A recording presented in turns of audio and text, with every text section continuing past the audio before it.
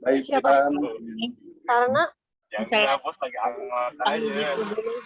Istrinya jauh tentang COVID awal mula halo. infeksi bakteri. Baik, jadi dimarahin mulu gitu. yang pertama sebetulnya yang lebih Nggak bisa.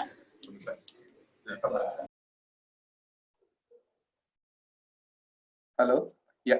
Baik, sebetulnya yang lebih tepat paparan saya kali ini memang nantinya membahas sedikit ya tentang asal mula dari COVID-19 ini, kemudian juga bagaimana sih mekanismenya, bagaimana virusnya bermutasi dan lain sebagainya. Jadi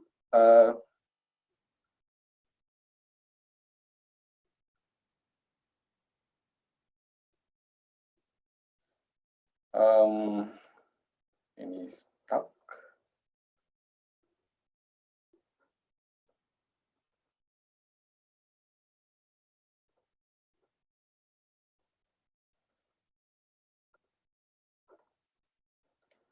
Mohon maaf, ada gangguan sebentar.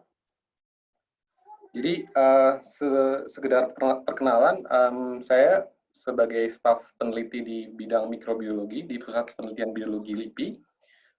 Memang dalam keseharian penelitian saya memang bergerak di bidang wildlife zoonosis ya. Jadi salah satu pekerjaan mendeteksi penyakit-penyakit infeksi yang berasal dari satwa liar dan juga terkait dengan emerging infectious disease.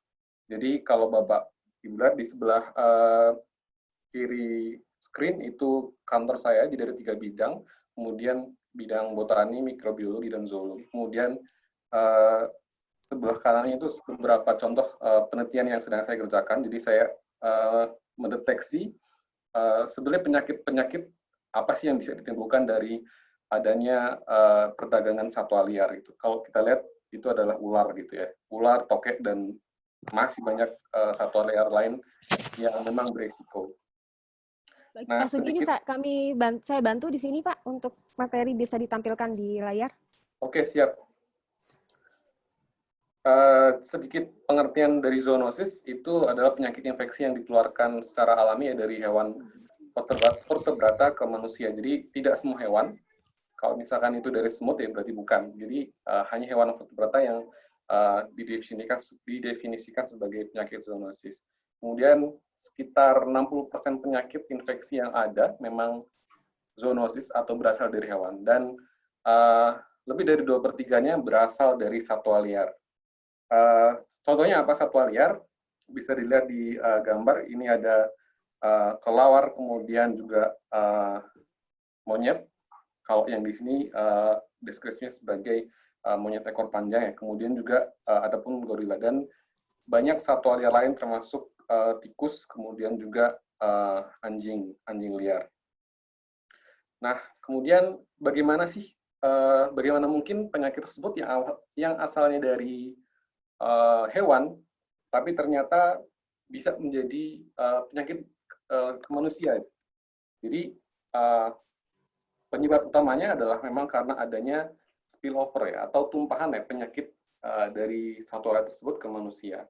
Tumpahan itu terjadi, spillover terjadi karena memang tingginya frekuensi interaksi antara satwa liar dengan manusia. Nah, kenapa menjadi tinggi? Karena penyebabnya adalah tidak lain tidak bukan adalah karena aktivitas manusia itu sendiri. Gitu.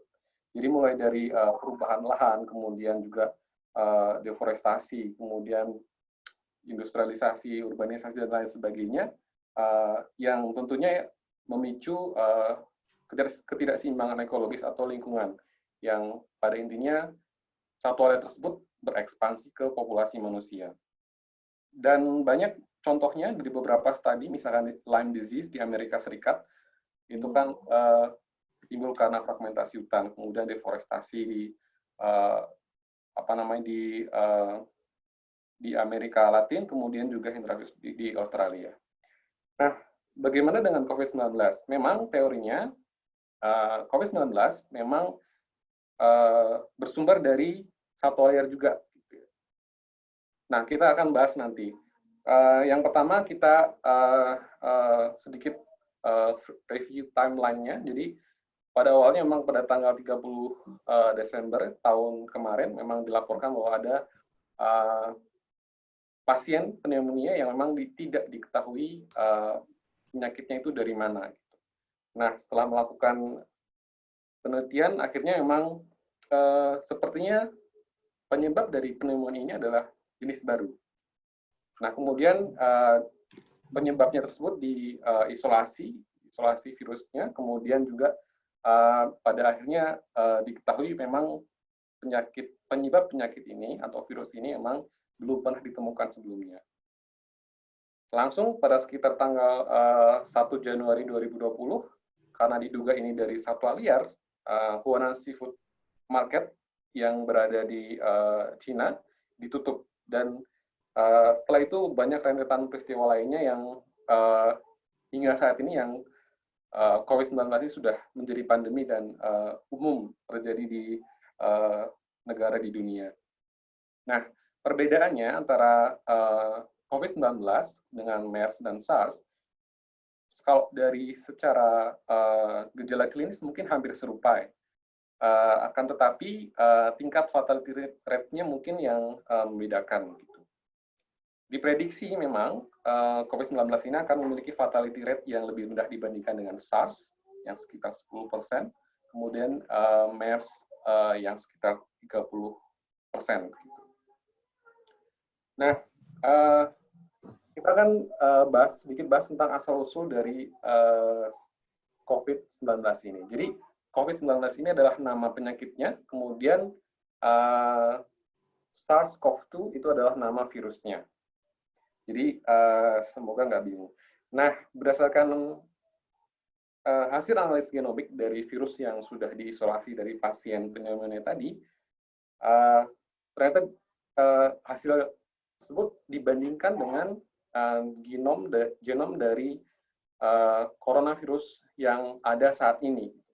Dan dari hasil analisis tersebut, ternyata SARS-CoV-2 ini memiliki kesamaan dengan SARS-CoV, penyebab wabah SARS pada tahun 2002-2003 itu sebanyak 70%. Kemudian kesamaannya dengan MERS-CoV itu hanya sekitar 50%. Jadi lebih jauh distance-nya dengan MERS-CoV.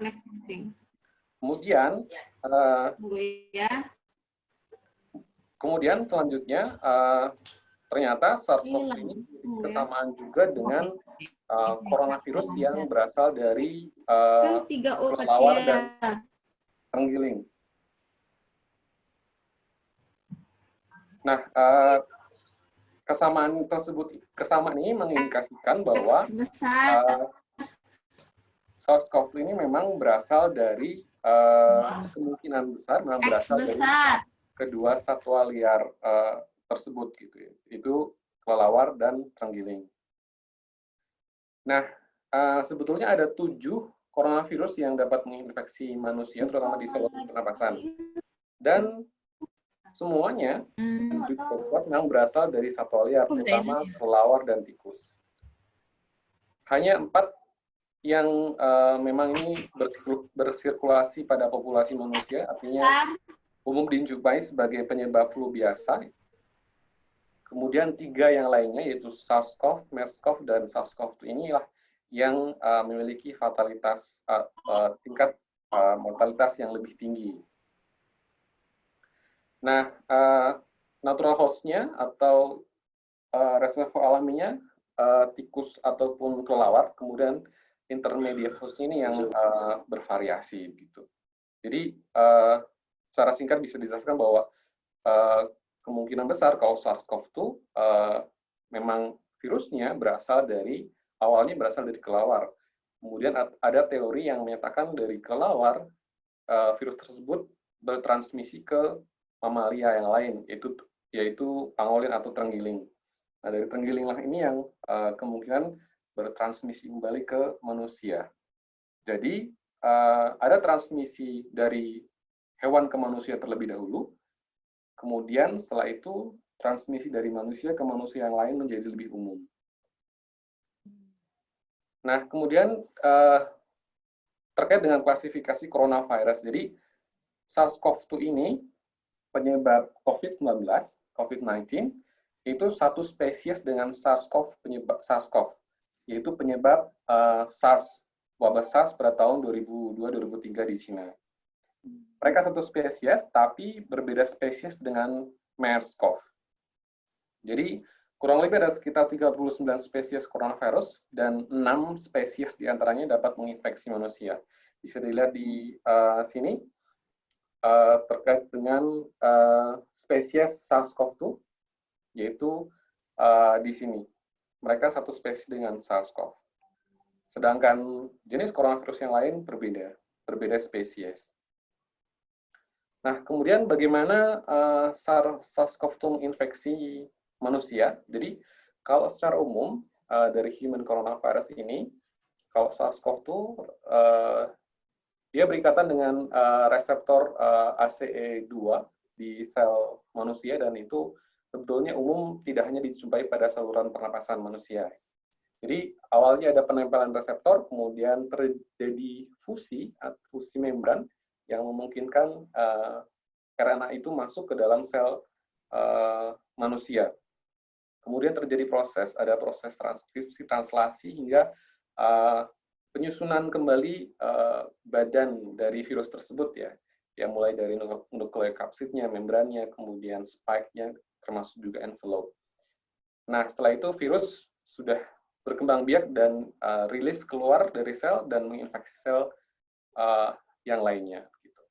Namun yang membedakan SARS-CoV-2 dengan SARS-CoV ini memang lebih infeksius. Artinya dia lebih cepat penyebarannya dibandingkan dengan SARS-CoV.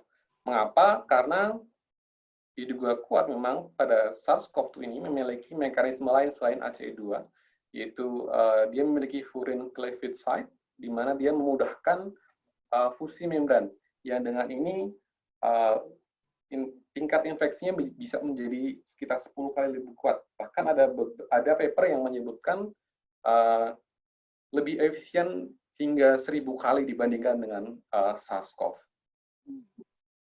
Nah, kemudian kalau dari tahapan infeksinya sebetulnya ada 3. Jadi ada yang kalau kita kenal dengan asymptomatic incubation atau pre-symptomatic sebetulnya.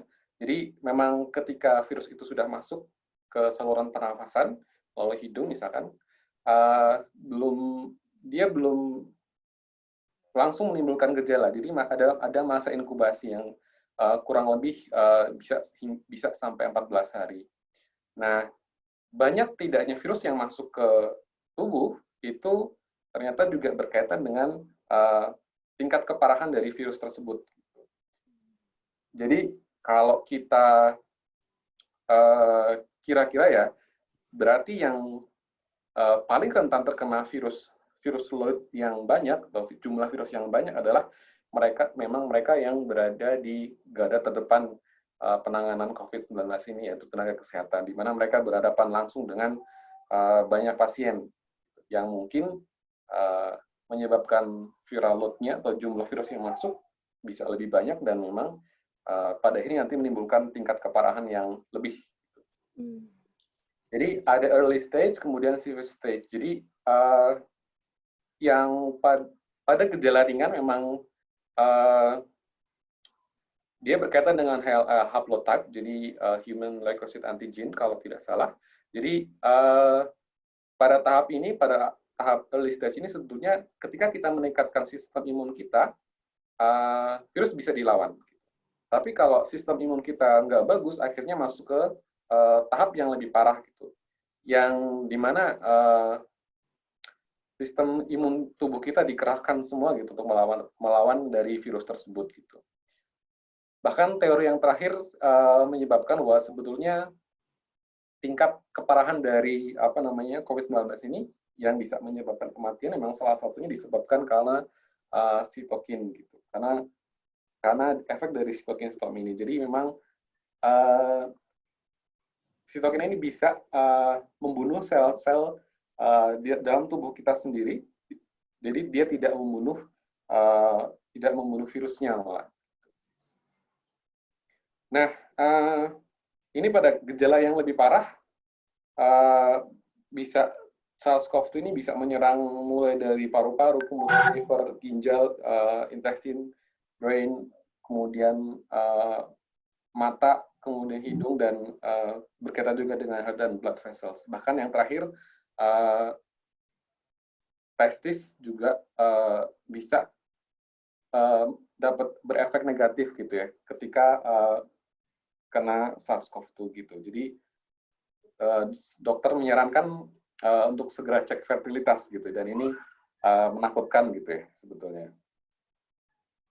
Nah, kalau ini deteksi bagaimana sih sebetulnya virusnya ketika sudah masuk. Ya, jadi ini berdasarkan studi kasus seorang perempuan dari Cina tiba di Australia, kemudian dia diamati dari awal ketika tiba di Australia hingga timbul gejala pertama. Jadi ternyata setelah 7 hari tiba di Australia, kemudian dia timbul gejala, kemudian masuk rumah sakit, dan selama 7 hari ini, pada hari keempat, virus SARS-CoV-2 terdeteksi sampai hari ke-7. Hari ke-7 sudah tidak terdeteksi. Namun gejala yang timbul terus berlangsung hingga hari ke-12. Hari ke-13 ini sudah negatif. Antibodi terbentuk pada hari ke-7. Kemudian juga jadi pada hari ke-7, dan ini bisa berlangsung lebih dari 1 bulan gitu ya untuk antibodinya. Makanya kalau terkait dengan terkait dengan uji serologis atau rapid test, sebetulnya kalau sudah sembuh pun kemungkinan besar dia akan tetap positif gitu, karena antibodi yang terbentuk sebagai respon dari infeksi SARS-CoV-2 ini masih ada gitu. Dan yang agak mengkhawatirkan juga sebetulnya adalah walaupun sudah sembuh, sudah dinyatakan sembuh, artinya sudah tidak ada gejala, ternyata virusnya masih bisa terdeteksi gitu. Jadi bisa lebih dari 7 hari terdeteksi setelah dinyatakan sembuh. Makanya Chinese CDC mereka merekomendasikan bahwa ketika sudah keluar rumah sakit, mereka tetap diwajibkan untuk melakukan isolasi diri hingga 14 hari. Karena apa? Karena memang dari beberapa penelitian menyebutkan bahwa virusnya itu masih ada gitu, walaupun sudah sembuh. Walaupun sebenarnya bukti penularan dari orang yang sudah sembuh ke orang yang sakit itu juga belum dilaporkan sepertinya. Nah, orang yang sudah sembuh apakah bisa terinfeksi kembali? Ini juga sebenarnya belum bisa memberikan jawaban yang pasti. Tapi kalau kita lihat dari jenis coronavirus yang lain, seperti NL65, S229A, dalam jangka waktu 8 bulan, mereka ternyata bisa terinfeksi kembali. Artinya, antibodinya pun menurun ya, produksi antibodinya pun menurun, ataupun memori selnya juga menurun. Bisa disebabkan juga karena virusnya mungkin yang sudah bermutasi, atau sehingga tidak dikenali lagi oleh memori selnya. Nah, terkait dengan herd immunity, memang waktu itu ada beberapa teori ya, yang terutama kalau tidak salah dari UK, mereka seperti mengungkapkan bahwa sebetulnya bisa saja gitu, kita menunggu hingga banyak orang terinfeksi, kemudian kekebalan dari masing-masing orang itu terbentuk. Tapi sebetulnya ini bukan skenario yang baik gitu ya, bahkan ini terburuk, karena jelas pasti cost-nya akan lebih mahal lagi, dan mungkin korban yang meninggal akan lebih banyak lagi. Yang terpenting adalah bagaimana sekarang mencegah agar penularan tidak terjadi. Nah, kemudian terkait dengan proses mutasi, memang betul SARS-CoV-2 ini termasuk yang cepat bermutasi. Karena ini tergolong RNA virus, tapi mutasi dari SARS-CoV-2 ini tidak lebih cepat dibandingkan dengan influenza virus. Jadi, kecepatan bermutasi salah satunya bergantung kepada pendeknya genom gitu. Jadi, kalau kita lihat genom dari SARS-CoV ini sekitar 30.000 basa, kemudian dari influenza virus itu sekitar 13.000 basa, jadi kurang dari setengahnya. Ya, mutation rate di sini yang tinggi, SARS-CoV-2 yang tanda minus di sini. Nah, kemudian SARS-CoV-2 ternyata juga bertahan juga di beberapa benda mati, termasuk di udara juga, dan hingga 3 jam. Makanya waktu WHO memperingatkan, jadi sebagai kehati-hatian memang sebagai airborne disease, tapi akhirnya diralat juga. Jadi memang penularan utamanya masih tetap melalui kontak langsung dari respiratory droplet. Karena ketahanan virus di benda mati inilah makanya proses ataupun usaha desinfeksi dilakukan. Tapi sebetulnya desinfeksi dilakukan bukan untuk manusianya, bukan untuk orangnya, tapi hanya untuk benda matinya saja gitu. Nah, ini yang masih banyak salah dimengerti oleh banyak masyarakat gitu. Nah, kemudian ini adalah genomic epidemiologi dari SARS-CoV-2. Ini kawasan Asia saja. Bapak Ibu kalau mau tertarik bisa lihat di nextstrain.org. Dia interaktif dan dia selalu update dengan genom yang sudah dianalisis gitu. Nah, kemudian beberapa isu muncul memang terkait dengan asal-usul dari SARS-CoV-2. Apakah memang ini hasil manipulasi laboratorium? Nah, ada paper yang menjelaskan memang bahwa kemungkinan besar memang bukan hasil manipulasi laboratorium, karena jenisnya adalah virus baru. Kenapa begitu? Karena kalau kita manipulasi biasanya kita menggunakan virus yang sudah ada sebelumnya. Jadi kita melakukan gabungan dari virus yang paling berbahaya misalkan dengan coronavirus yang sudah ada, dan itu namanya manipulasi dan rekombinasi begitu. Tapi ternyata SARS-CoV ini punya urutan bahasa yang dinamakan polybasic cleavage site ini yang memang belum pernah ditemukan pada jenis coronavirus yang lain. Jadi ini memang novel gitu bagaimana mereka menginfeksi gitu. Dan ini agak sedikit berbeda dengan SARS-CoV, dengan kasus SARS-CoV. Nah, kemudian ada teori lagi, apakah ini juga hasil karena kecelakaan laboratorium? Nah, kalau kecelakaan laboratorium akibat virus lama yang sudah disimpan, kemudian bocor, itu sepertinya enggak ya, karena jenisnya sekali lagi ini jenis virus baru. Untuk kasus H1N1 ini pernah, jadi karena virus bermutasi, suatu saat ada outbreak, ada wabah, yang ternyata virusnya kok disebabkan oleh virus yang sama yang menyebabkan wabah sekitar 20 tahun yang lalu. Nah, karena kesamaan ini sepertinya nggak mungkin, ini pasti bocor gitu. Karena virus kan terus bermutasi dan dia pasti akan berbeda selama jangka 20 tahun tersebut, virusnya pasti akan berbeda. Nah, kalau virus lama yang bocor itu nggak mungkin. Terus kemudian bagaimana dengan mungkin virus baru yang itu masih disimpan dan belum ketahuan siapa-siapa, kemudian bocor. Ini yang saya nggak bisa jawab juga, karena ini kalau ini dilontarkan oleh pemerintah Amerika Serikat waktu itu, yang menyebutkan memang di Cina, mereka juga melakukan penelitian untuk mengisolasi coronavirus SARS-like, jadi memang yang tergolong seperti SARS, yang tepatnya yang menggunakan reseptor ACE2 sama dengan SARS-CoV dan SARS-CoV-2. Dan ini pernah dilontarkan oleh Amerika Serikat terkait dengan itu. Tapi kalau saya baca update dari pemerintah China, mereka menyangkal itu dan mereka juga kaget karena ketika disamakan SARS-CoV ini tidak sama juga dengan SARS-CoV like yang ada di lab mereka. Dan tentunya ini wallahu alam gitu ya. Nah, kemudian apakah ini digunakan sebagai senjata biologis, ini juga nggak bisa dijawab.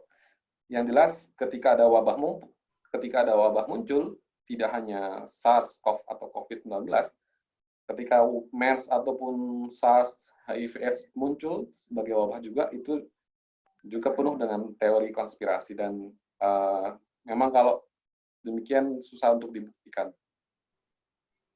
Kemudian ketika awal muncul memang karena COVID-19 diduga dari kelelawar, dan di situ ada Huanan market, dan kebetulan pasiennya juga sebagian besar berkorelasi dengan Huanan market gitu.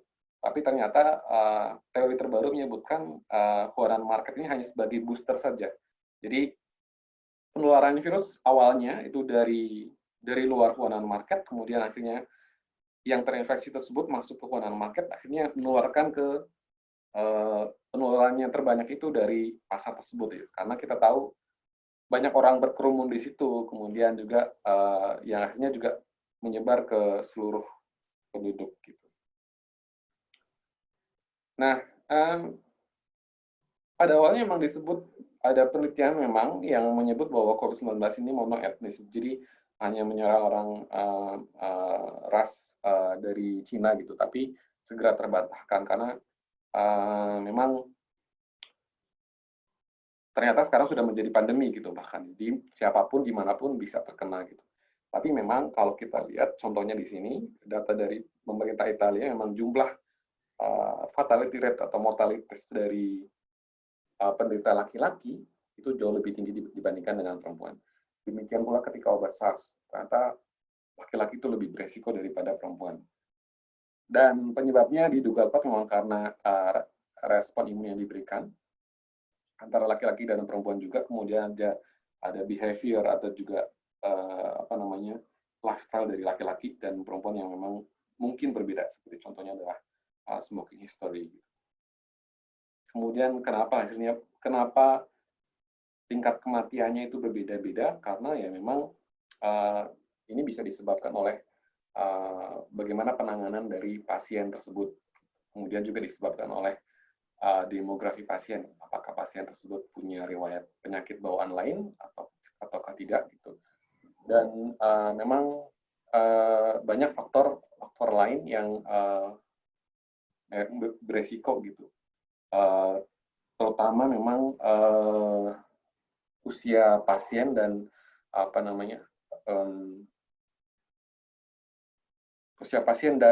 ada tidaknya komorbiditas gitu. Nah, kalau kita update sekarang, France, ini yang paling tinggi sekitar 16%. Dan kemudian negara-negara yang masih di bawah 2% itu ada di Singapura, Australia, kemudian Jerman itu sekitar 3%. Nah, dari awal WHO menyatakan bahwa fatality rate-nya itu sekitar 2%, kemudian diupdate lagi 3%, dan kemungkinan juga akan berkembang lagi. Nah, ada teori juga yang menyebutkan apakah betul akan berakhir pada musim panas. Ini saya nggak bisa dijawab juga, walaupun memang ada penelitian yang menyatakan bahwa memang karena COVID-19 ini terkonsentrasi pada belahan bumi utara yang saat ini sedang musim dingin, artinya suhu udara dan kelembapan juga rendah. Tapi sebenarnya ketika penularan yang terjadi secara langsung melalui direct contact, itu faktor lingkungan tidak akan berpengaruh gitu ya. Jadi bukan berarti hasil penelitian menyatakan bahwa negara kita Indonesia itu tidak akan separah negara di Eropa atau separah di Cina, tidak gitu. Jadi jangan terkecoh dengan penelitian ini. Jadi tetap harus waspada gitu. Ya betul, COVID-19 juga dapat menginfeksi hewan. Jadi sudah dilaporkan pada harimau, kemudian kucing, dan bahkan penelitiannya juga sudah ada di domesticated animals. Jadi yang paling rentan memang kucing. Tapi sebetulnya ini penelitian skala lab. Oh ya, satu lagi ini makakadiri monyet ekor panjang. Mereka juga sudah melakukan penelitian dan ternyata mereka juga bisa terinfeksi. Jadi jangkauan inang dari COVID-19 ini memang luas. Tapi sebetulnya secara alami, nature-nya kasusnya sangat jarang. Maksudnya di orang yang terinfeksi COVID kemudian tertular ke hewan itu sangat jarang dan memang masih membutuhkan penelitian yang lebih lanjut. Dan kemudian juga ada yang bertanya, terus bagaimana dengan karena tadi dikaitkan dengan satwa liar, bagaimana dengan potensi kita di Indonesia gitu. Dan kalau bicara potensi memang jelas ada gitu. Jadi seperti tadi Bapak Rektor bilang bisa seperti gempa bumi gitu. Jadi tinggal tunggu waktu saja gitu. bukan untuk menakut-nakuti, tapi sebagai kewaspadaan saja, karena eksploitasi satwa liar makin hari juga makin bertambah, dan itu harus kita waspadai efeknya gitu, karena yang tereksploitasi nggak cuma satwanya, tapi efek biologis dari satwa yang kita bawa ke populasi manusia itu yang harus diwaspadai, karena mereka juga membawa penyakit. Nah, bagaimana pandemi ini berakhir? Jadi, perlu diingat, ini belum saya update sebenarnya, kalau sampai April tanggal 3, COVID-19 ada di sini, jadi masih lebih kecil sebenarnya kalau dilihat dari jumlah penderita, jumlah korban dibandingkan dengan pandemi yang sudah terjadi di muka bumi ini. Jadi, pandemi yang sekarang masih berlangsung itu adalah HIV/AIDS. Korbannya sekarang sudah sampai 35 juta orang. Dan pandemi lainnya yang ya ini SARS, MERS, kemudian yang Ebola juga yang tahun 2014-2016 gitu. Kalau Ebola ini sebenarnya bukan disebut sebagai pandemi tapi epidemi gitu. Nah, bagaimana pandemi ini berakhir? Sebenarnya macam-macam ceritanya, dan bahkan mungkin kita tidak pernah tahu jawaban pastinya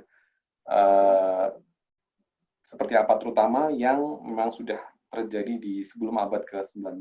Tapi seperti contohnya dari Plague Justinian yang terrekord di sejarah, memang semuanya hampir meninggal. Tapi ketika pandemi kedua, Black Death, yang korbannya jauh lebih banyak sebetulnya, ya ini pertama kali dikenalkan istilah karantina dan isolasi. Kemudian juga Plague di London itu juga sudah mengadopsi apa yang dinamakan karantina dan isolasi.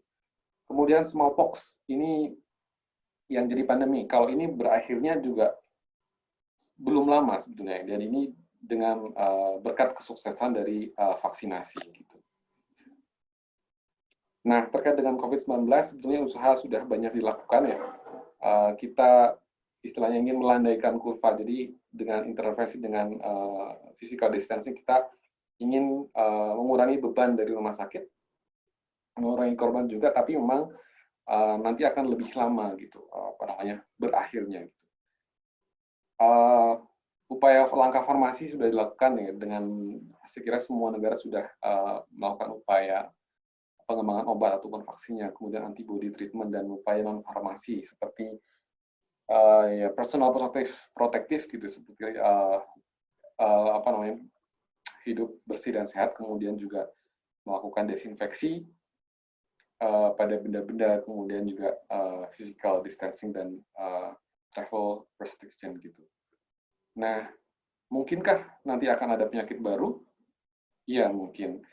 Dan ini dijawab oleh WHO. Jadi sebelum COVID-19 pun, mereka sudah memiliki priority disease. Jadi penyakit yang diprioritaskan penanggulangannya. Mereka menyebutnya dengan disease X. Jadi ketika ada COVID-19, mereka mengutamakan COVID-19 juga, tapi tetap disease X tetap ada, karena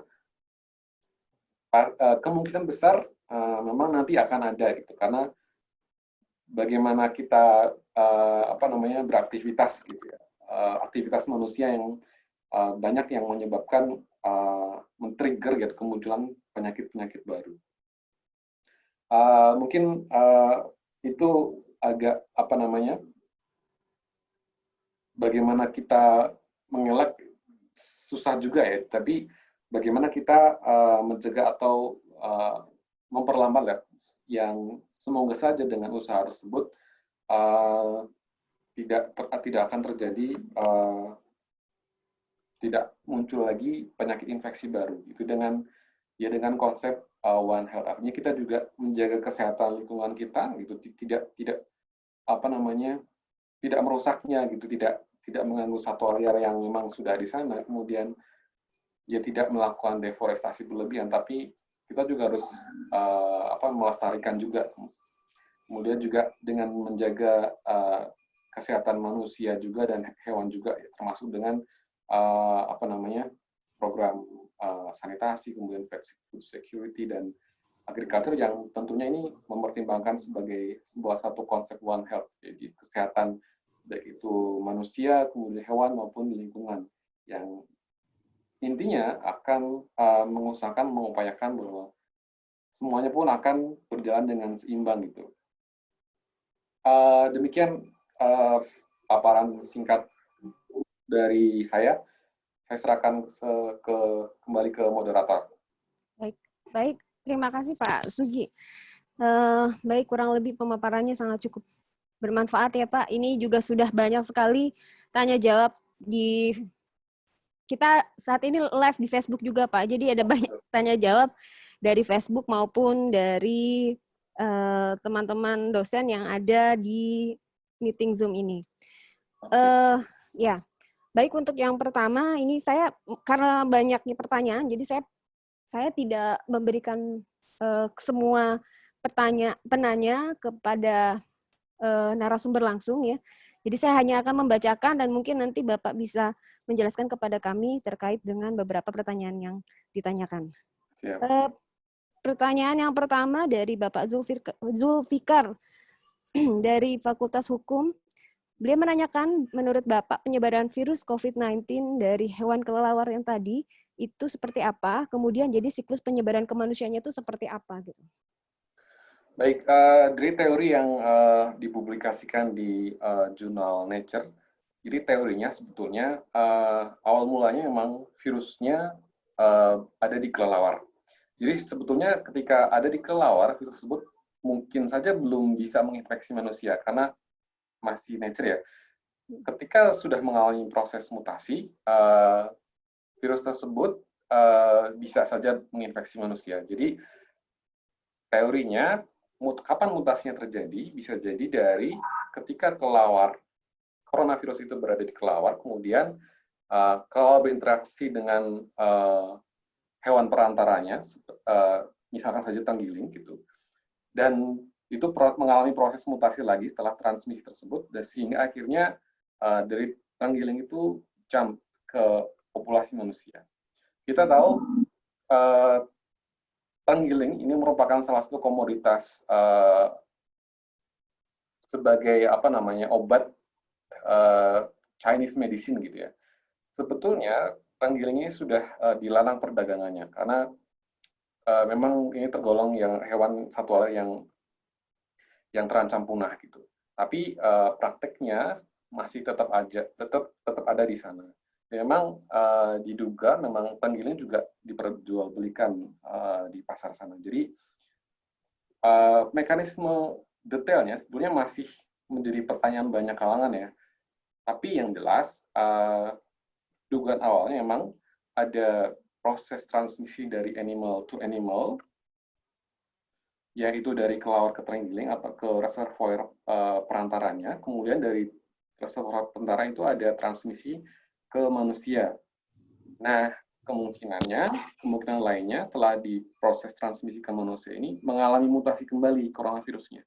Kemudian akhirnya coronavirus ini menjadi lebih umum bertransmisi dari manusia yang satu ke manusia yang lain, dan kemungkinan transmisi dari hewan ke manusia sudah nggak ada lagi gitu, karena sekarang proses tahapan transmisinya adalah eksklusif dari human to human begitu.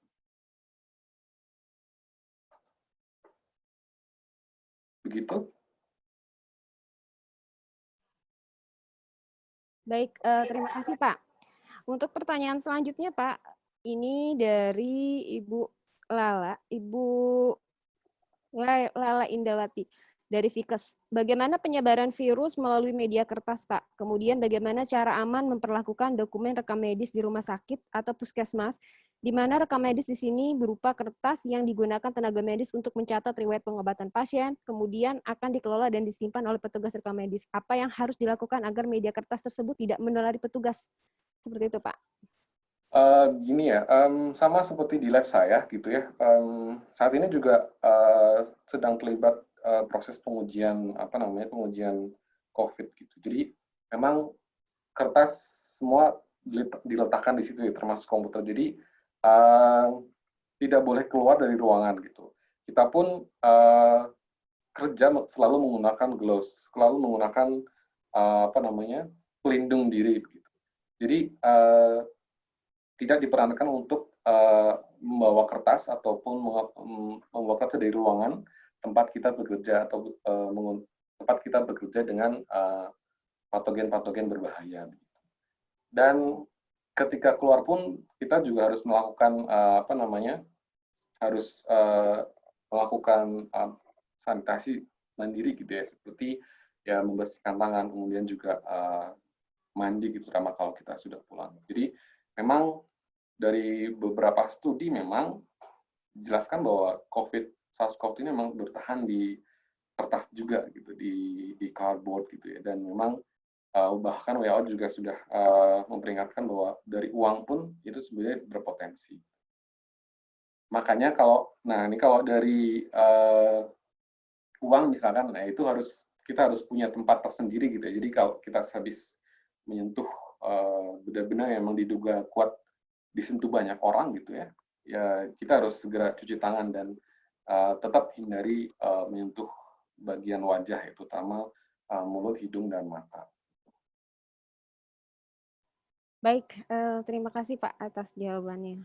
Kemudian pertanyaan selanjutnya dari Bu Heni Fika. Saat ini SARS-CoV-2 di Indonesia, apakah sudah bisa terlihat berubah menjadi beberapa subtype? Di negara lain sudah terdeteksi telah menjadi beberapa subtype atau genotype. Mohon jawabannya Pak. Begini,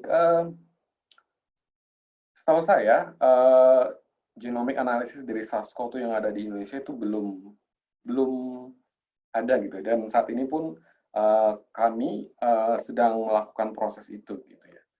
Tapi memang kalau dari negara lain, kalau lihat dari analisis genomiknya, SARS-CoV-2 ini yang ketika awal dulu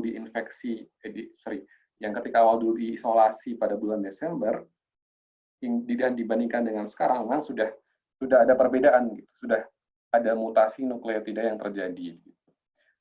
Namun sekali lagi sulit untuk diprediksi apakah mutasi tersebut sebenarnya punya efek tidak gitu, karena walaupun ada mutasi bisa saja dia silent mutation, artinya tidak memiliki efek ke karakteristik dari virus tersebut. Tapi apakah ini akan menjadi lebih ganas itu juga susah diprediksi, karena sekali lagi gejala yang timbul dari COVID-19 ini banyak juga yang asimptomatik gitu. Kemudian juga walaupun beberapa memang menyebab fatal, dan ini juga banyak faktor lain yang berpengaruh seperti tadi apakah terkait dengan usia dari pasien, kemudian baik tidaknya penanganan atau terlambat tidaknya penanganan, kemudian juga apakah ada penyakit bawaan gitu dari si pasien tersebut. Gitu. Namun kalau terkait dengan infeksiusnya atau tingkat penyebarannya yang cepat gitu ya, itu berkaitan juga dengan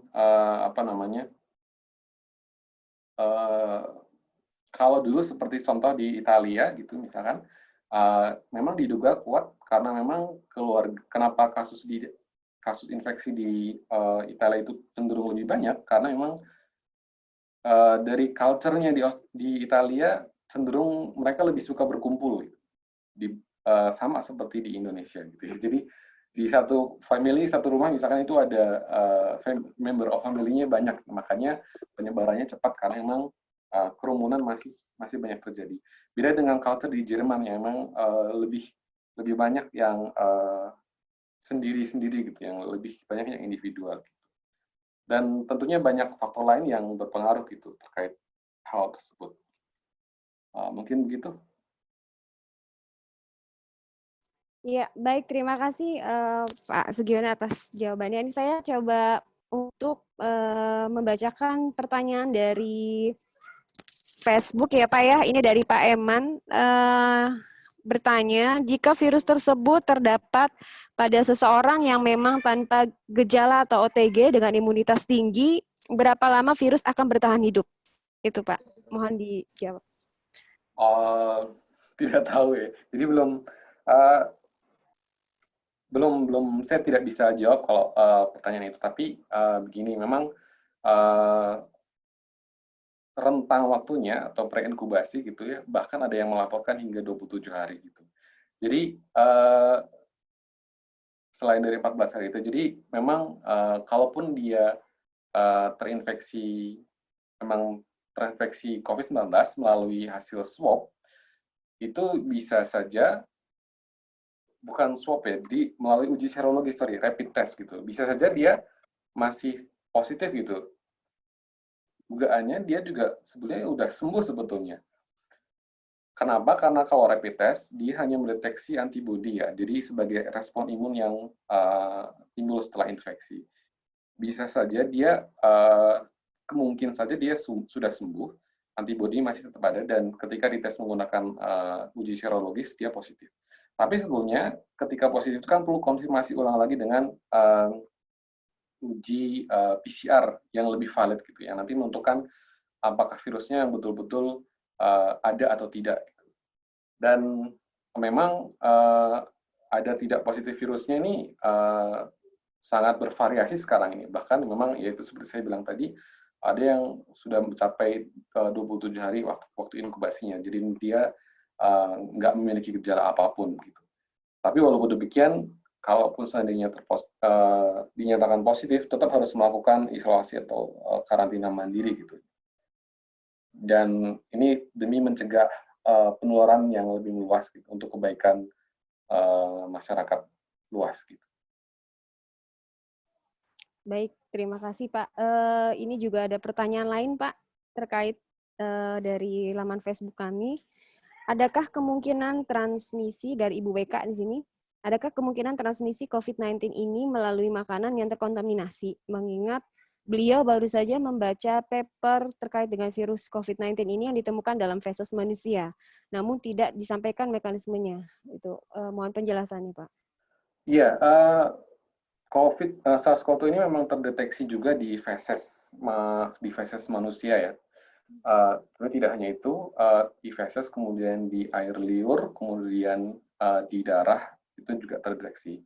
Hanya saja memang kalau untuk feses, viabilitas dari virusnya sendiri juga belum diuji gitu. Artinya memang virus itu ada, mungkin terdeteksi ada, tapi bagaimana proses transmisi dari feses kemudian menularkan ke manusia yang sehat sehingga menimbulkan sakit, itu juga belum dilaporkan. Tapi memang kalau kita bicara potensi, memang ada, karena virus COVID-19 pun, SARS-CoV-2 pun itu terdeteksi di situ. Tapi bukti ilmiah ataupun proses penularan secara langsung memang belum dilaporkan. Dan terkait dengan feses dan kontaminasinya, itu juga sebenarnya sudah dilaporkan. Jadi di toilet pun, misalkan di gagang pintu, kemudian di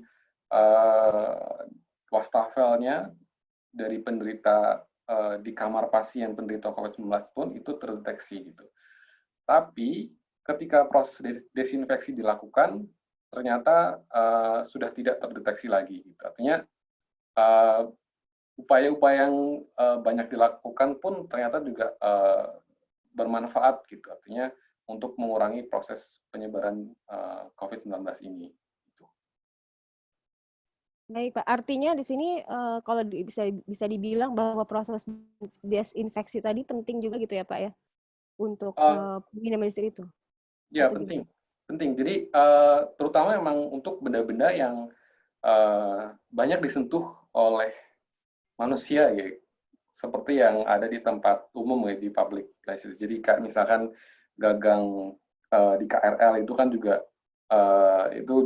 penuh diduga penuh dengan kuman-kuman, kemudian juga termasuk pegangan elevator, kemudian tombol lift, itu juga termasuk benda-benda yang harus dideteksi. Itu untuk yang di luar rumah sakit. Kalau di dalam rumah sakit itu sudah wajib gitu ya, memang sudah menjadi hal yang rutin untuk dilakukan untuk proses disinfeksi. Cuman sekali lagi, disinfeksi bukan untuk manusianya sebetulnya, tapi untuk benda-bendanya gitu ya. Jadi kalaupun manusia didesinfeksi gitu, walaupun dia mungkin dia sudah terinfeksi virusnya, dia nggak akan bisa membunuh virusnya ya. Jadi desinfeksi sekali lagi bukan untuk membunuh virus yang sudah ada di dalam tubuh. Jadi bahkan memang diduga kuat ini berbahaya. bukan jadi kuat, memang ini berbahaya gitu kalau proses disinfeksi dengan sodium klorat misalkan itu dilakukan di tubuh manusia. Maksudnya tubuh secara langsung gitu ya Pak ya? Kan Kenapa? kadang, iya maksudnya tubuh secara langsung, kan kadang ada tuh yang Iya. kemarin ada bilik-bilik itu ya, Oh yang ya, kita lihat. Nah itu kan orang diminta masuk, kemudian disemprot desinfeksi gitu, desinfektan, itu gimana tuh Pak? iya. Kalau sebetulnya jangan ke wajahnya ya, jangan ke apalagi selaput atau masuk ke dalam tubuh itu nanti beracun gitu ya, karena toksik. Jadi mungkin desinfeksinya dilakukan ke permukaan bendanya saja, misalkan pakaiannya gitu ya. Tapi itu pun masih kalau pakainya dari kain gitu masih dihitung berbahaya ya, karena nanti tetap juga menyentuh ke tubuh kita. Desinfeksi biasanya dilakukan ke orang yang memakai APD lengkap yang memang itu menjadi hal yang umum juga dilakukan di rumah sakit sebenarnya. Jadi APD-nya sebenarnya yang didesinfeksi gitu, bukan orangnya ya. Oh, Ya. baik. Terima kasih Pak.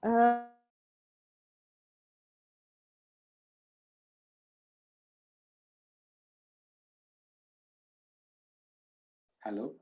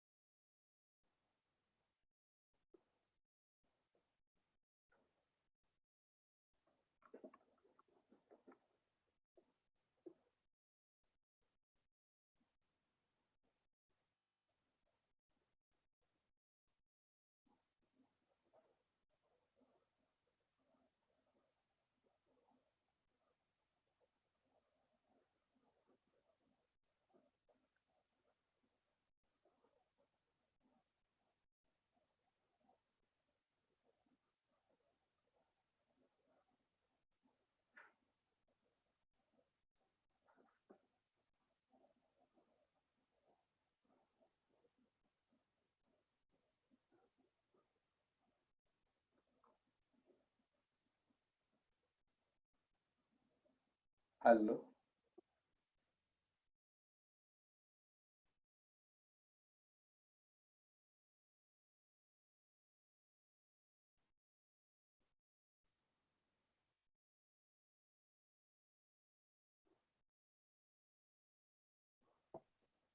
Halo. Halo, ya Iya. Pak, tadi keputus. Oh iya. Ya, mohon maaf.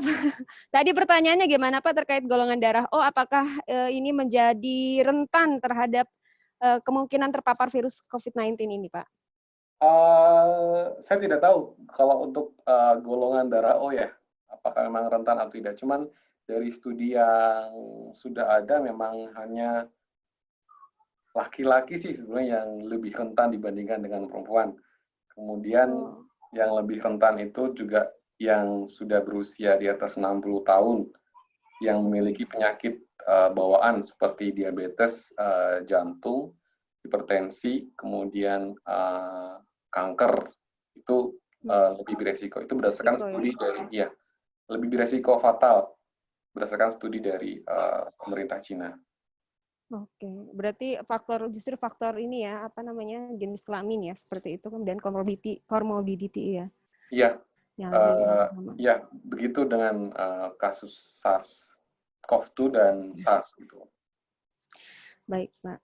Kemungkinan di sini ada pertanyaan lagi nih, Pak, yang saya dapatkan dari laman chat dari Ibu Anita. Jika memang setelah sembuh pasien masih memiliki virus tersebut, apakah bisa disimpulkan COVID-19 ini bersifat dorman seperti Mycobacterium tuberculosis, di mana virus tersebut akan kembali menyerang saat imun kita turun gitu? Nah ini sebenarnya setahu saya sedang diteliti lebih lanjut ya.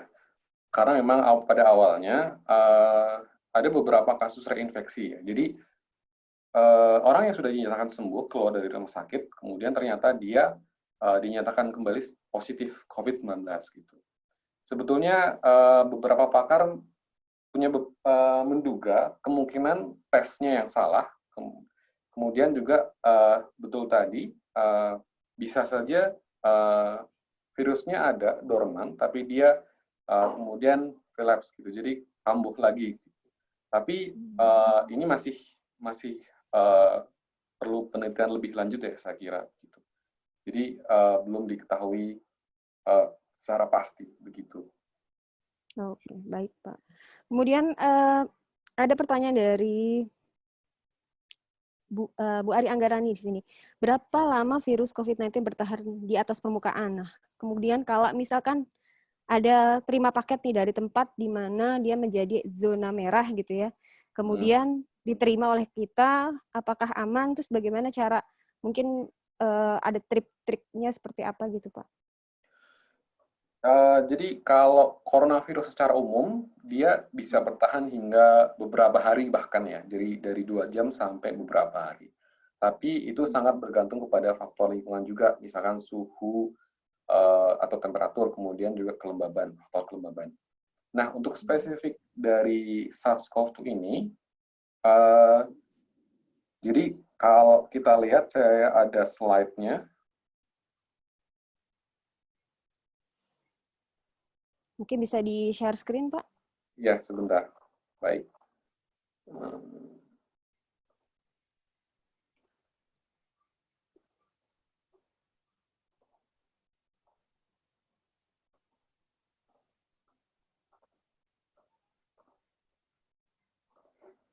Ya, kalau ini yang spesifik dari SARS-CoV-2. Jadi di udara itu bisa bertahan hingga 3 jam. Tapi kenapa 3 jam? Karena memang risetnya hanya dilakukan, durasinya hanya 3 jam gitu. Kemudian kalau pada permukaan plastik stainless steel dan stainless steel itu bisa bertahan hingga 1 hari. Kemudian pada kardus, nah ini kardus ya, kardus dan permukaan tembaga itu sekitar 4 jam. Tapi ini kondisi terkontrol ya, karena ini penelitiannya di laboratorium. Bisa jadi kalau misalkan dia berada di luar, kena panas ya, suhu udaranya lebih tinggi misalkan, bisa jadi virusnya pun akan cepat mati. Jadi saran kalau ketika kita terima paket dari daerah zona merah, kalau kita punya alkohol, bisa disemprot dengan alkohol terlebih dahulu. Tapi kalau misalkan kita nggak punya, dibiarkan di bawah sinar matahari, itu juga bisa cukup membantu gitu, sebagai bentuk kehati-hatian gitu. Itu saya kira. Jadi setelah kita menyentuh bungkusnya pun, kita juga harus cuci tangan. Oke. Berarti dengan kata lain, sebenarnya kalau dijemur gitu bisa ya itu Pak ya? Iya. Teorinya paling tidak ketika dijemur panas meningkat ya, sehingga bisa membantu menginaktivasi virus tersebut. Dan mungkin ketika UV-nya intensitasnya tinggi, itu juga bisa membantu membunuh virus tersebut. Oke.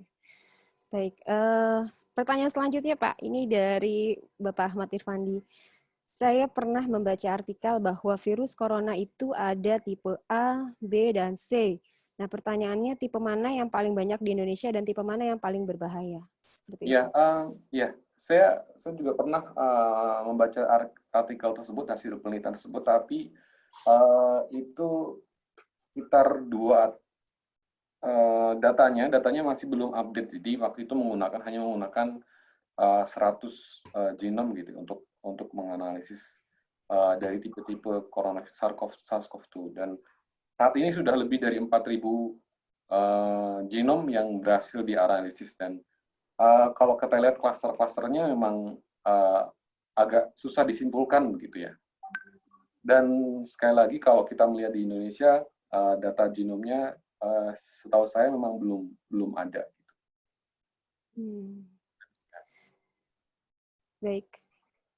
Baik, terima kasih Pak. Untuk pertanyaan selanjutnya lagi nih Pak, dari Pak Tirton, saya bacakan ada banyak nih Pak pertanyaan dari beliau. Yang pertama, apa saja pengobatan infeksi virus corona yang sekarang tersedia? Kemudian yang kedua, dapatkah manusia terinfeksi COVID yang berasal dari hewan?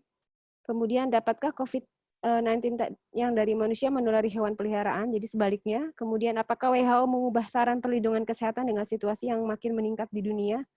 Apakah gargling bisa mencegah virus corona?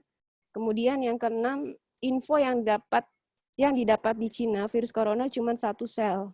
Sementara di US ada 6 sel jenis virus corona. Apa saja nama sel itu dan bagaimana karakter masing-masing sel? Begitu. Mohon penjelasannya, Pak. Oke, pertanyaan panjang saya jadi lupa. Iya. Ya, yang pertama mungkin ini pengobatan infeksi virus corona yang sekarang masih tersedia seperti apa? Itu dulu. Ya begini, kalau terkait dengan pengobatan, ini sebenarnya masih banyak kontroversinya ya. Artinya ada yang dulu menyarankan yang menggunakan kloroquine, kemudian juga Avigan gitu, yang seperti yang pernah dibeli oleh Pak Presiden Jokowi. Tapi ternyata banyak pula yang denial. Artinya ini punya efek negatif gitu terhadap pasien juga gitu. Jadi sebenarnya memang obat spesifik untuk COVID-19 ini memang belum ada. Yang untuk SARS dan MERS pun belum ada, vaksinnya pun belum ada gitu. Jadi memang usaha yang dilakukan juga sudah bermacam-macam, sudah banyak gitu. Tapi memang yang betul-betul dipastikan dapat menyembuhkan COVID, saya kira masih belum bisa disimpulkan.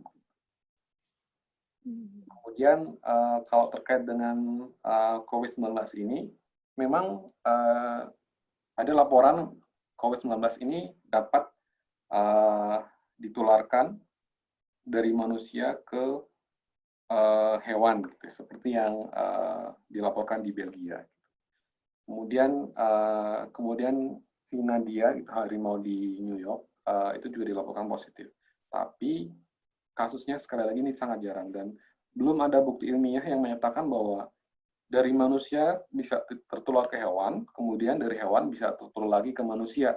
Itu belum ada buktinya juga. Jadi sekali lagi kalau kasus menginfeksi ke hewan peliharaan sangat jarang terjadi gitu. Dan ini jangan dijadikan alasan kita jadi menelantarkan mereka gitu. Jadi sekali lagi hanya sebagai mengedukasi kita bersama bahwa memang kalau potensi penularan dari pasien COVID ke hewan itu mungkin ada, tapi itu sangat jarang terjadi sekali. Dan kemudian tadi WHO kira-kira mengubah saran pelindungan kesehatan nggak Pak, yang dengan melihat situasi yang meningkat saat ini gitu di dunia? Ya memang sudah banyak saran pelindungan dari WHO gitu ya. Dari yang pertama dulu kan ketika fatality rate masih sekitar 2%, kemudian sampai sekarang sudah lebih dari itu gitu ya. Salah satu contohnya adalah kebijakan seperti yang disarankan oleh pemerintah Cina waktu itu. Jadi gunakan masker gitu. Jadi memang waktu itu memang sangat disarankan bahwa masker medis, masker buat operasi itu, surgical mask, itu memang hanya untuk medis. Prioritasnya hanya untuk tenaga kesehatan. Gitu. Nah, kemudian ya karena itulah panik buying ya, jadi harga-harga jadi semakin mahal gitu ya. Namun pada akhirnya seperti disarankan oleh CDC di Amerika Serikat juga, pada akhirnya yang menyarankan bahwa penggunaan masker itu cukup gitu untuk kalangan umum ya, untuk ketika kita bepergian ke ke tempat umum misalkan saja untuk membeli makanan atau berbelanja. Itu yang setahu saya gitu. Jadi ini akan terus berkembang dan memang kalau dari langkah-langkah yang dilakukan ya kita bisa menunggu rilis dari WHO ataupun CDC Amerika yang bisa kita jadikan sebagai acuan. Oke, baik. Selanjutnya pertanyaan dari Pak Tirton juga, apakah gargling ini bisa mencegah virus corona, Pak? Sorry, apa? Gargling. Saya kurang tahu itu. Oke. Terus bentar. Kemudian ini info yang di Cina kan dia hanya ada 1 sel ya. Kemudian di US ada 6 sel jenis virus corona. Itu kira-kira nama sel dan karakternya itu seperti apa gitu? Saya kurang tahu kalau terkait dengan itu ya. Jadi kalau virus sebenarnya kita nggak menyebut sel ya. Jadi Mm-mm. Genom. artikel gitu. Jadi ya, jadi kalau terkait dengan dengan SARS-CoV-2 ini, ya memang awalnya dari Cina ya. Ketika kemudian akhirnya menyebar dan karena proses mutasi tersebut itulah kemungkinan memang sudah berbeda. Virus tersebut sudah berbeda dengan virus ketika awal outbreak di Cina. Dan saya kira jenisnya atau namanya masih tetap sama SARS-CoV-2, tapi memang beberapa mutasi nukleotida sudah terjadi. Tapi sekali kalau jenis mutasinya banyak gitu deh, dan pasti akan berkembang terus bagaimana kita mau mengelompokkan virus-virus yang sudah bermutasi tersebut. Tapi setahu saya kurang begitu paham terkait dengan 6 sel yang ada di Amerika. Oke. Baik, tadi yang dimaksud gargling itu kayak semacam obat kumur gitu kayaknya, Pak. Obat Oh, kumur, apakah itu bisa membunuh virus ini atau tidak atau gimana? kalau semacam obat kumur mungkin itu seperti mouthwash atau jadi kalau virusnya sudah masuk ke dalam tubuh, ke dalam saluran pernapasan, sebetulnya ya nggak bisa membunuh virus tersebut gitu ya. Mungkin saja obat tersebut kalau seperti mouthwash ya hanya membunuh kuman-kuman yang ada di bagian mulut. Area itu ya. Tapi kalau virusnya sudah masuk ke saluran pernapasan atau sudah menginfeksi organ lain itu nggak bisa juga. Demikian. Oke. Baik, Pak. Kemudian ini ada pertanyaan lagi, Pak, dari Ibu Linda di FKIP. Beliau menanyakan, berapa lama antivirus COVID-19 ini bisa dibuat di Indonesia agar kondisi pandemi ini bisa diminimalisir? Kira-kira gimana tuh, Pak? Wah, saat ini Ini di doanya gugus, kita semua nih kayaknya. iya, saat ini di gugus tugas juga ada konsorsium, setahu saya ada konsorsium penelitian untuk COVID-19 ini ya. Ada beberapa lembaga yang berperan ya, seperti pembuatan vaksin, kemudian treatmentnya atau obatnya. Di antaranya ada BPPT, kemudian dari LIPI juga, kemudian ada beberapa dari perusahaan-perusahaan farmasi ya. Ya kita doakan saja semoga pengembangan obat ataupun vaksinnya juga dapat terlaksana dengan baik dan berjalan lancar ya, sehingga memang ada yang menyebutkan bahwa vaksin memang salah satu jalan utamanya gitu untuk menghentikan pandemi ini gitu. Beberapa pakar menyebutkan demikian. Begitu. Baik, terima kasih. Kemudian pertanyaan selanjutnya Pak dari Ibu Rojoania, mengapa indikasi terinfeksi bisa berbeda-beda? Pada awal-awal muncul dilihat melalui gejala batuk atau sesak, kemudian ternyata yang terinfeksi dilihat ada dengan gejala diare, dan akhir-akhir ini ada yang terinfeksi dengan gejalanya dilihat timbulnya ruam pada tubuh. Itu gimana itu, Pak?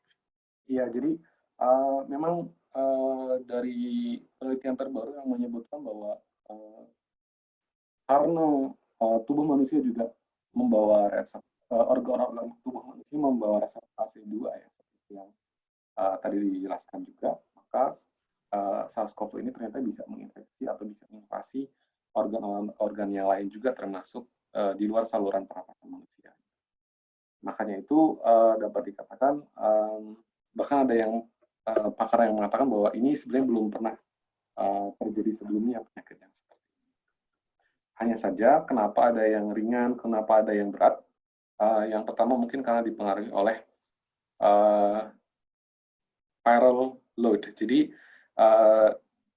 ada yang banyak tidaknya virus yang masuk ke tubuh kita gitu. Kemudian juga dipengaruhi oleh ketahanan tubuh kita gitu. Jadi bisa saja ketika kita sudah kena virus sudah masuk, kemudian ketahanan tubuh kita melemah, masa inkubasinya jauh lebih singkat gitu dibandingkan dengan mereka yang memang tetap fit gitu ya. Sehingga mungkin ketika timbul gejala pun dia bersifat ringan, hanya mungkin batuk-batuk saja. Kemudian juga ada tidaknya riwayat penyakit bawaan sekali lagi, dan usia pasien itu juga sangat berpengaruh terhadap tingkat keparahan dari COVID-19 ini. Hanya saja ada satu contoh studi hasil dari studi di Cina. Di Cina itu ada sekitar 4.000 positif COVID-19 pada anak di usia di bawah 10 tahun. Dan tidak ada korban meninggal di sana. Jadi yang korban meninggal memang kebanyakan yang sudah berusia 60 tahun ke atas. Gitu ya. Memang sistem imunnya juga sudah lebih melemah gitu dibandingkan dengan yang usianya lebih muda. Demikian. Ya, baik. Artinya memang kalau dilihat dari hasil-hasil riset ini yang lebih rentan itu adalah usia 60 tahun ke atas gitu ya. Yang lebih Iya. rentan kemudian yang memiliki comorbidity gitu ya Pak ya. Baik, pertanyaan selanjutnya Pak dari Ibu Trisia, fisioterapi. Izin bertanya, kasus COVID-19 bermula dari kelelawar, kemudian secara genetik virus ini yang ditemukan pada kelelawar ini identik dengan virus SARS-CoV-19 yang ditemukan pada tubuh manusia. Kemudian tentang mutasi, apakah kejadian mutasi pada virus SARS-CoV ini lebih tinggi pada saat virus tersebut belum berada di hostnya atau sebaliknya? Oke. Jadi memang ada dua teori sebetulnya. Dia bermutasinya ketika masih berada di satwa liarnya, di kelelawar atau terenggalingnya, atau ketika dia sudah bertransmisi ke manusia kemudian mengalami mutasi. Belum ada jawaban yang pasti terkait itu, tapi sekali lagi dua teori itu sudah dipublikasikan di Nature. Kalau nggak salah saya ada slide-nya. Iya, di sini. Ya, demikian sepertinya. Kalau bagaimana di mana proses mutasinya belum ada jawaban pasti. Tapi teorinya memang ketika masih berada di satwa liar tersebut, ataupun ketika sesudah proses transmisi terjadi dan kemudian SARS-CoV ini bermutasi sehingga menjadi sangat infeksius penyebarannya melalui human to human, dari manusia satu ke manusia yang lainnya. Demikian. Baik, terima kasih Pak. Kemudian sini ada tadi pertanyaan Pak Nugraha. Tadi sebenarnya bersama dengan Bu Linda ya, kapankah pandemi COVID ini berakhir di Indonesia, bisa terjadi lagi kah pandemi COVID-19 ini seperti yang diisukan di Cina? Jadi kan kalau di Cina kemarin sudah sempat berakhir, kemudian ada timbul lagi seperti itu. Apakah seperti itu Pak, kemungkinan yang terjadi di kita juga gitu? Iya, jadi kalau di Cina, setahu saya memang kasusnya kasus dari luar ya, dari sebetulnya di Cina sudah sangat menurun, tapi ada kasus baru yang itu memang kasus impor. Jadi memang hingga saat ini yang cara terbaik untuk mencegah proses penularan memang tetap harus ada travel restriction gitu, karena sekali lagi sekarang sudah menjadi pandemi, setiap negara sudah melaporkan kasus positifnya, makanya sebagai kehati-hatian ya memang usaha-usaha non farmasi itu masih harus kita jalankan gitu. Sampai kapan? Ya saya nggak bisa jauh juga, susah untuk memprediksinya gitu. Cuman memang ada beberapa prediksi ya yang diajukan gitu, karena tapi sekali lagi itu hanya prediksi ya. Dan itu sangat bergantung pada usaha-usaha langkah-langkah yang dilakukan gitu. Langkah-langkah non farmasi yang dilakukan. Demikian. Baik Pak. Pertanyaan selanjutnya ini dari Facebook Pak. Bagaimana cara paling gampang untuk mengenal tanda-tanda terinfeksi COVID-19 pada tubuh kita? Karena ini dari Pak Abdurrahman Jemat, beliau bilang nggak percaya nih kalau ada terinfeksi tanpa gejala, hanya mungkin dia tidak peka dengan gejala yang dirasakan. Itu kira-kira gimana tuh Pak? Ya, sebenarnya kalau terkait gejala klinis, nanti sebenarnya dokter lebih tepat, tentu pakai dokter ahli baru mungkin. Cuman jadi ketika ada virus masuk, kita terinfeksi, tapi memang belum tentu bisa menimbulkan sakit gitu. Ya mungkin karena gejalanya ringan dan ya seperti nggak kenapa-napa, mungkin ya memang betul dia nggak merasa terinfeksi begitu, memang demikian. Tapi yang jelas yang perlu kita curigai adalah ketika kita masih sering bepergian ke tempat umum, kemudian ya masih suka berinteraksi dengan orang secara langsung gitu ya, secara fisik langsung, ketika kita merasakan hal yang nggak enak badan misalkan, itu ya perlu dicurigai begitu. Tapi beda dengan memang orang yang dia patut tetap di rumah gitu, tanpa interaksi langsung dengan orang lain, tidak pergi ke tempat umum, ya saya kira itu jauh lebih aman. Begitu. Baik Pak. Ini mungkin lanjut dari pertanyaan yang tadi, ini juga kebetulan ada pertanyaan yang hampir sama dari Ibu Rina Hatta dari psikologi. Pak Sugiono, bagaimana mekanisme infeksi COVID-19 yang memiliki gejala dan tanpa gejala? Apakah ini mekanismenya sama atau bagaimana nih Pak virusnya? Saya kurang paham ya terkait dengan hal tersebut, tapi memang dari studi yang pernah saya baca gitu ya, ini studi yang ini dia dari gejala yang timbul itu ringan, bersifat ringan, dan dia sembuh dalam waktu kurang lebih 2 minggu. Nah, bagaimana mekanisme antara yang gejala dan tidak gejala gitu ya? Ya, itu saya kurang begitu paham terkait itu gitu. Hanya saja memang belum ada, saya kira saya belum dapat update penelitiannya begitu. Hanya yang bergejala ringan ataupun yang bergejala parah itu memang sudah dilaporkan. Baik Pak. Dan satu lagi pernah dilaporkan juga bahwa yang asimptomatik ini, jadi sekitar 12% dari penderita COVID di Cina itu memang tidak bergejala ya, atau mungkin masih dalam waktu inkubasi. Dan ternyata dia bisa menularkan ke orang yang sehat. Dan ternyata orang yang sehat itu lebih sakit duluan dibandingkan orang yang tanpa gejala tadi. Gitu. Jadi entah bagaimana mekanisme di dalam tubuhnya itu sendiri, saya kira belum sejauh itu. Demikian. Baik, terima kasih Pak. Selanjutnya ini pertanyaan dari Ibu Ira Marti Ayu, Devikas. Berapa besar kemungkinan pasien yang sudah dinyatakan sehat, kemudian dia mengalami reinfection atau reaktivasi dari virus ini, Pak? Tidak tahu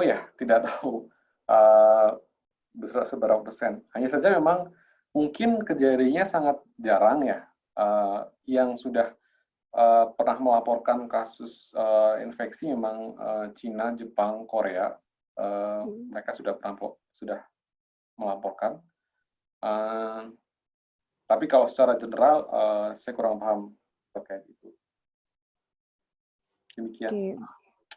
Baik Pak, terima kasih banyak. Ini ada pertanyaan dari Facebook juga terkait tadi dengan desinfeksi yang tadi sebelumnya saya tanyakan, ada yang menggunakan alkohol. Nah ini efektifkah Pak dengan menggunakan alkohol? Kemudian kalau kita lihat nih Pak, sekarang ini kan khususnya pada ibu-ibu yang belanja yang menggunakan media uang kertas gitu. Kemudian ada yang saya lihat sampai dia uangnya itu dicuci gitu. Kemudian itu seperti itu gimana tuh Pak? Ya sebagai bentuk kehati-hatian ya. Jadi gini, cuci tangan dengan sabun, dengan air mengalir itu yang lebih utama sebetulnya. Jadi menggunakan alkohol atau hand sanitizer itu sebagai alternatif saja. Yang jelas kalau tangan kita terlihat kotor, ada tanahnya, itu jangan pakai alkohol gitu ya. Itu tetap harus cuci tangan, harus bersih. Jadi bersih dan bersih memang dari kotorannya, dan juga bersih juga dari kuman-kumannya gitu. Jadi kalau sekali lagi hand sanitizer itu sebagai alternatif saja, cuci tangan dengan sabun, air mengalir yang utama. Kemudian juga kalau terkait dengan uang, sebenarnya nggak terlalu jauh juga ya kalau harus dicuci dan mungkin nanti rusak gitu uangnya. Memang mungkin dijemur di bawah sinar matahari itu lebih baik, lebih dibandingkan dengan dicuci gitu. Mungkin juga dicuci jadi lebih bersih, kemudian dijemur lagi. Iya. Murah. Kan habis dijemur hilang Pak uangnya Pak. Iya. Ya. Karena sekarang ya kita kadang-kadang kan ibu-ibu ya mau tidak mau kalau untuk pergi belanja masih menggunakan media uang kertas seperti itu. Nggak semua menggunakan ya bisa secara online pakai macam-macam lah elektronik seperti itu.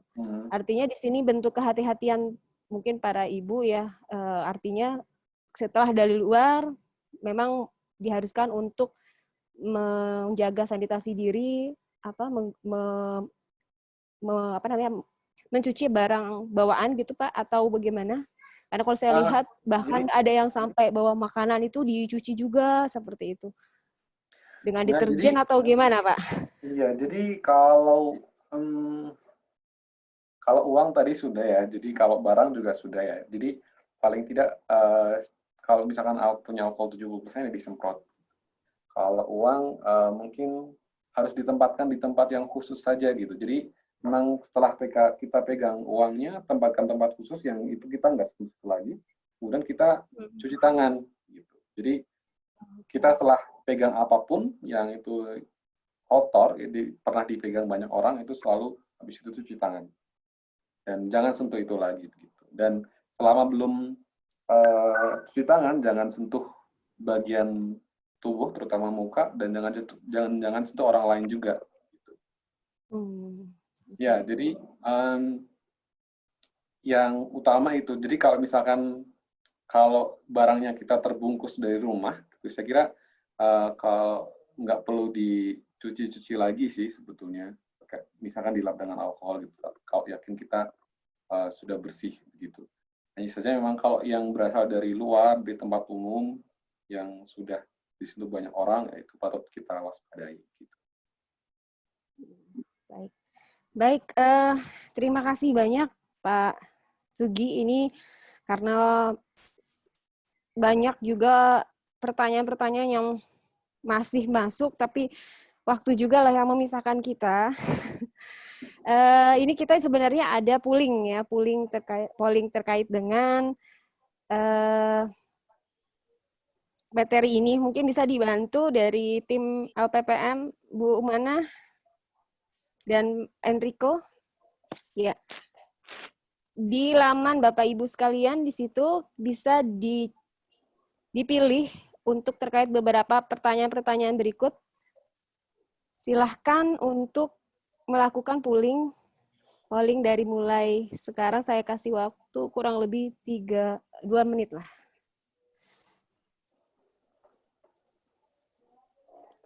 Ya sambil menunggu Pak, mungkin kalau dilihat dari kondisi Indonesia saat ini, kalau dilihat semakin meningkatnya juga kasus ya, kematian juga, kemudian yang dikarenakan virus. Nah ini kan juga banyak kejadian-kejadian bahwa jenazah yang menderita COVID-19 ini tidak diterima. Nah itu apakah memang penularannya sebegitunya atau bagaimana nih Pak? Ya Mbak, saya sebenarnya punya slide-nya juga loh. Jadi karena memang waktu juga ya ini ada slide-nya. Jadi yang sebelah kanan ini jenazah yang meninggal karena Ebola di Afrika. Jadi bisa dibayangkan kalau di Indonesia sih sudah terbungkus rapi dengan plastik, kemudian juga tidak diperkenankan mendekat ke jenazah tersebut. Dan bisa dibandingkan dengan yang jenazah yang ada di karena Ebola ini.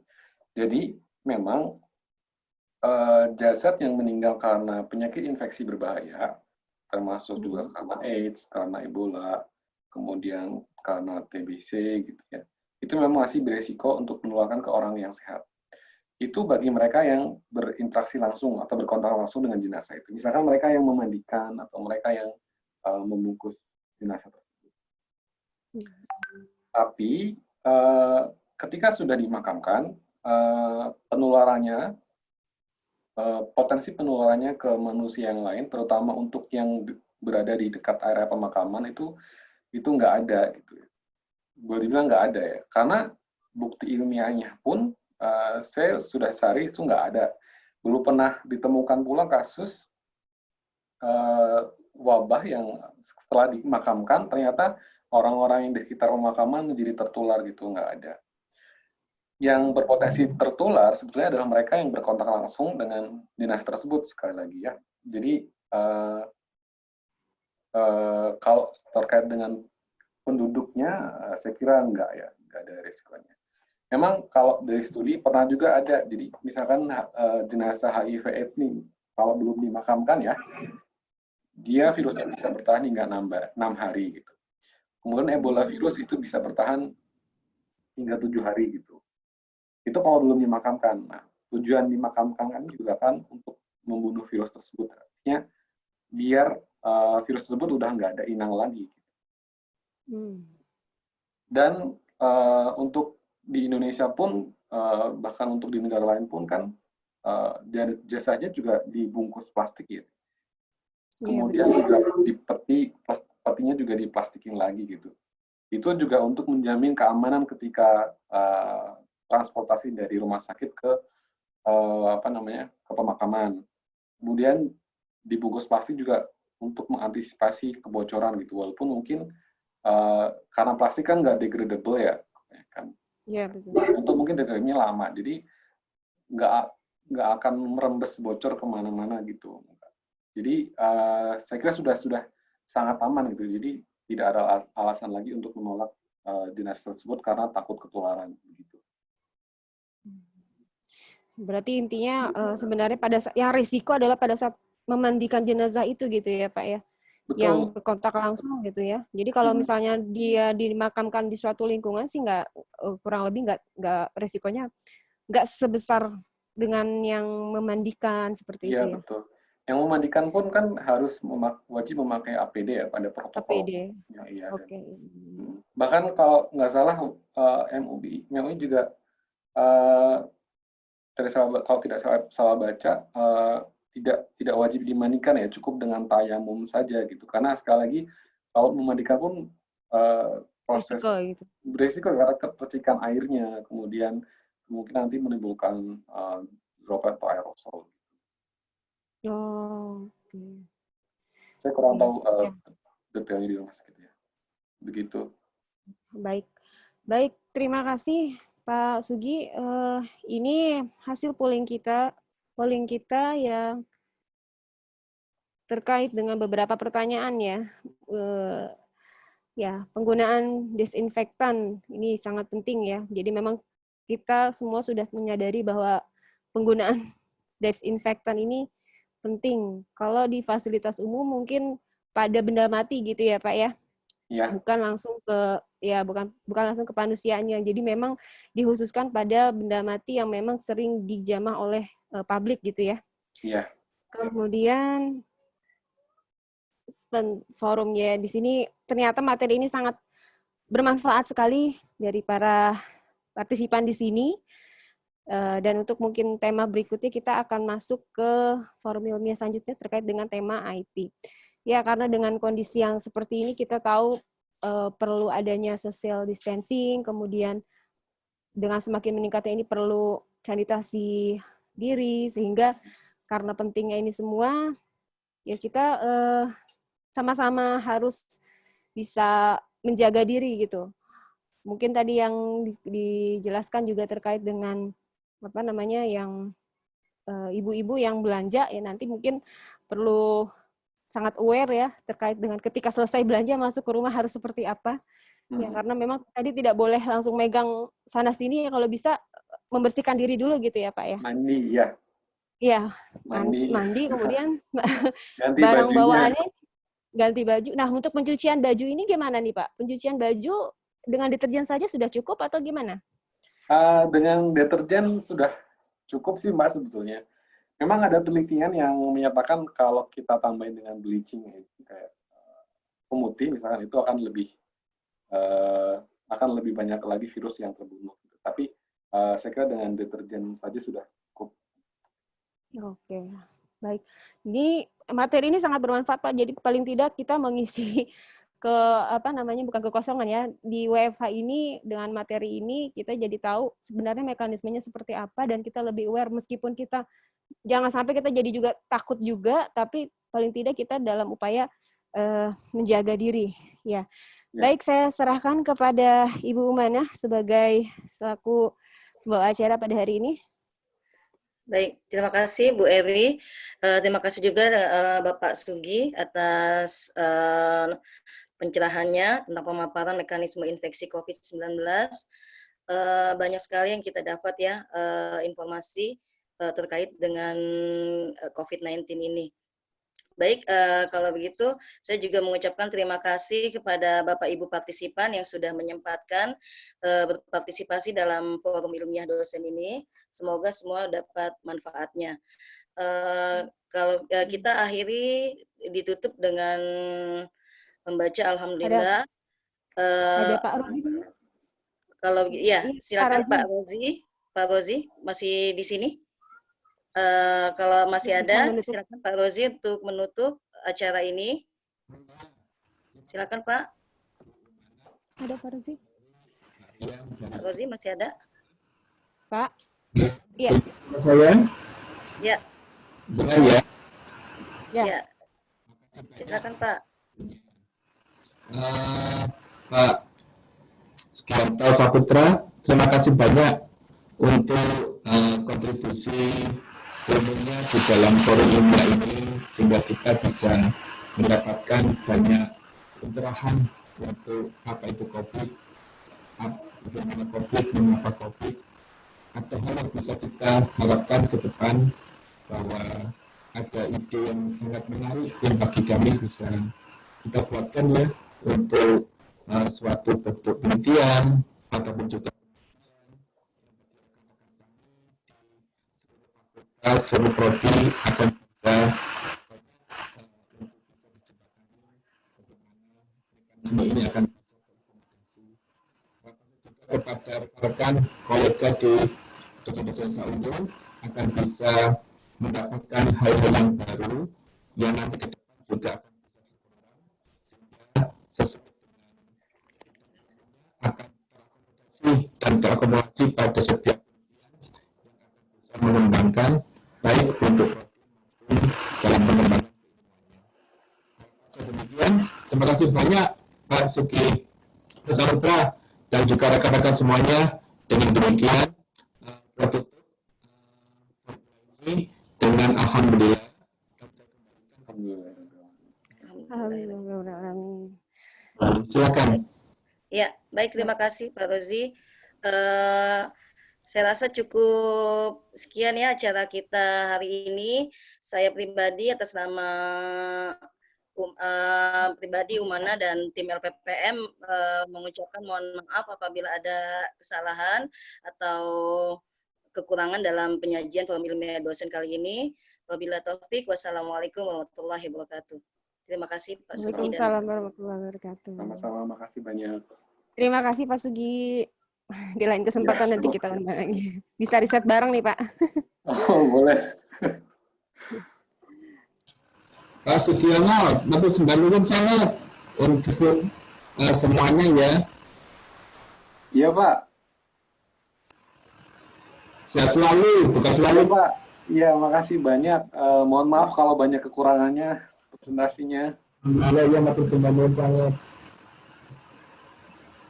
Ya, Pak. Baik, Bapak Ibu sekalian, untuk materi nanti akan kami share di email masing-masing dosen dan terkait dengan sertifikat juga. Itu saja dari kami. Baik, saya tutup ya.